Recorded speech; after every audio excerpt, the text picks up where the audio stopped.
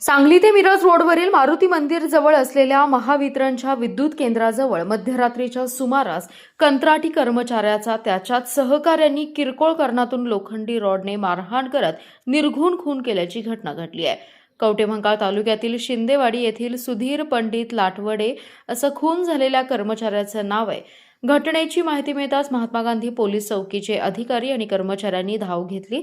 घटनास्थळाचा पंचनामा करून प्रभारी अधिकारी संदीप शिंदे यांच्या पथकाने खून करणाऱ्या दोघांच्या अवघ्या 5 तासात मुसक्या आवळल्या।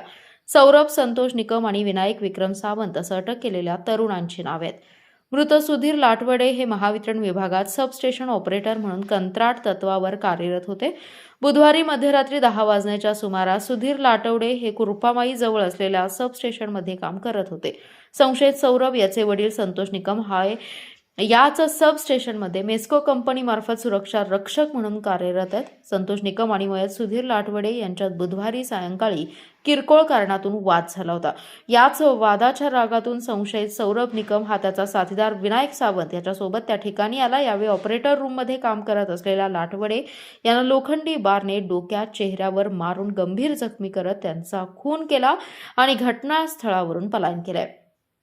घटनेची माहिती मिळताच महात्मा गांधी पोलीस ठाण्याचे सहाय्यक पोलीस निरीक्षक संदीप शिंदे हे पोलीस ताफ्यासह तातडीने घटनास्थळी दाखल झाले। घटनेची माहिती मिळताच सुधीर लाटवडे यांच्या नातेवाईकांनीही सबस्टेशन परिसरात धाव घेतली। दरम्यान संदीप शिंदे यांनी संशयितांच्या शोधासाठी पथके पाठवली।